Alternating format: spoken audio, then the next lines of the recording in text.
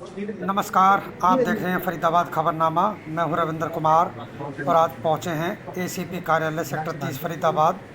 और कल एक जो घटना घटी थी सिकरौना गांव में, उस अपराधी को पुलिस ने पकड़ लिया है और एसीपी अमन यादव अब प्रेस कॉन्फ्रेंस करेंगे। ये देखिए, अंदर ऑफिस में ले आए हैं इस अपराधी को और अब अमन जी से बात करेंगे आज के इस प्रेस कॉन्फ्रेंस के बारे में। क्या हुई है, क्या कुछ पूरा मामला है और आरोपी को कहां से गिरफ्तार किया गया? जी, कल 3 अगस्त को फरीदाबाद में सिकरौना गांव के अंदर सरस्वती स्कूल के अंदर एक महिला टीचर की धारदार हथियार से हमला करके हत्या कर दी गई। उसी संदर्भ में FIR number 591 sector 58 police station के अंदर बीएनएस की धारा 103 सब सेक्शन 1 के तहत दर्ज किया गया है। और उसी मामले में कार्रवाई करते हुए क्राइम ब्रांच एवीटीएस की जो हमारी टीम है, जो सिकरौना के अंदर ही मौजूद है, उन्होंने वारदात से मात्र 2 घंटे के अंदर ही जो है वो आरोपी को काबू करने के अंदर सफलता हासिल की। आरोपी जिसे गिरफ्तार किया गया है उसका नाम अमित है और कोट गांव का वो रहने वाला है, फरीदाबाद का ही। और जो मृतका को पहले से ही जो है वो जानता था, उससे परिचित था। उसके द्वारा इस वारदात को अंजाम दिया गया। आरोपी को गिरफ्तार कर लिया गया।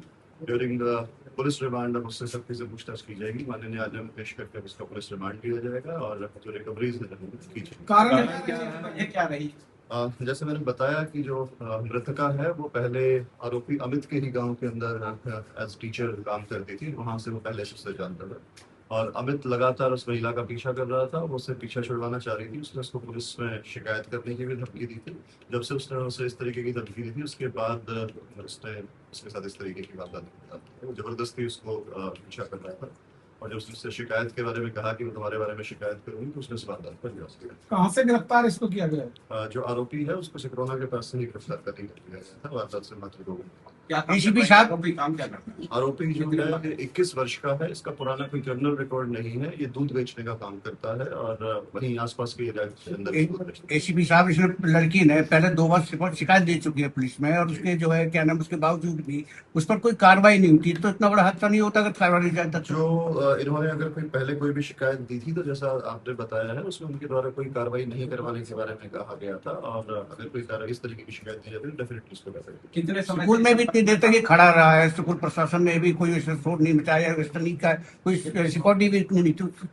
जो स्कूल में आप बता रहे हैं कि पहले से खड़ा रहा, उस बारे में कोई स्कूल प्रशासन के द्वारा कोई भी किसी तरीके की इंटीमेशन पुलिस को या फिर कहीं पे भी कोई विरोध उस तरह नहीं दर्ज कराया गया था। वारदात के बाद पुलिस को इन्फॉर्म किया गया और पुलिस ने त्वरित कार्रवाई करते हुए 2 घंटे के अंदर आरोपी को। सर, ये महिला के संपर्क में कब से, कितने समय से था? वो लगभग 2 वर्ष से इस महिला के साथ इसके जानकारी थी। वो लोग एक दूसरे के संपर्क के अंदर थे, लेकिन महिला उससे बात करना नहीं चाह रही थी और जबरदस्ती उससे बात करने का प्रयास कर रहा था। कितनी पढ़ाई लिखाई कितनी है? और ये जो आरोपी है वो 10वीं पढ़ा हुआ था सिर्फ और दूध बेचने का काम करता है। 21 वर्ष का है। मृतका है वो 26 साल की है और स्कूल में पहले स्कूल गांव के स्कूल में पढ़ाती थी। अब सरस्वती स्कूल से सिकरौना के अंदर पढ़ाती कितने चाकू मारे हैं और क्या चाकू बरामद कर लिया गया? जी, चाकू जो है वो बरामद कर लिया गया है। मल्टीपल वुंड्स हैं। पोस्टमार्टम रिपोर्ट के में जो भी जो पोस्टमार्टम रिपोर्ट के क्या अंदर कभी आपस में बातचीत हुई थी इन लोग की? क्योंकि जिस तरीके से मर्डर किया, ऐसा लग रहा है कि कोई रंजिश पाल के बैठा था। तो सिर्फ शिकायत या फिर बातचीत होती थी और बातचीत बंद की गई? मैंने आपको बताया कि वो 2 साल से एक दूसरे को जानते थे और आपस में बातचीत थी, लेकिन महिला उससे बातचीत नहीं करना चाहती थी, नहीं समझ आगे अपनी बातचीत को बढ़ाना चाह रही थी, लेकिन वो जबरदस्ती उसके साथ कर रहा था। इस बात से वो आहत था। अपने जिसने बताया कि मैं इस चीज को लेकर परेशान था, उसके कारण उसने इस तरह जिसकी पहचान छुपाकर ये स्कूल में दाखिल हुआ, अब क्या बताया इसने स्कूल में घुसते तो? जी, इनिशियली उसने बताया कि वो वहाँ पे कवर करके अपना फेस को जब गया था तो कवर करके गया था। इस तरीके से मतलब वो अपनी आइडेंटिटी इस दौरान वारदात के टाइम पे भी आइडेंटिटी अपने डिस्क्लोज नहीं करना चाह रहा था, लेकिन पुलिस इन्वेस्टिगेशन के अंदर जो तथ्य सामने आए उसके बाद उसका डिस्क्लोज हुआ और उसे गिरफ्तार किया गया। जो कोट गांव में स्कूल में पढ़ाती थी ये महिला, क्या ये स्कूल इसका अमित का था या इसके पिता का है? क्या नहीं, जो इसमें बात सामने आ सिर्फ उस गांव का रहने वाला है। अभी तक ऐसी कोई चीज सामने जो है वो नहीं गई है। जो आप वार की बात कर रहे हैं, मैंने बताया कि पोस्टमार्टम करवाया गया। पोस्टमार्टम रिपोर्ट की इस चीज का खुलासा होगा कितने चाकू। तो सर, कैसे पता चला कि ये वो टीचर थी, दूर वाला था? तो अपना संपर्क कैसे बना? जी, जैसा मैंने बताया कि हत्या के बाद जब हमने इस चीज को अपने इन्वेस्टिगेशन शुरू की, अपने सोर्सेज को एक्टिव किया और सीसीटीवी फुटेजेस वगैरह जब चेक की, तभी चीज सामने आई कि एक युवक है जिसके इस तरीके से संपर्क है, उसका जो मुलिया है उसी से मिल रहा था।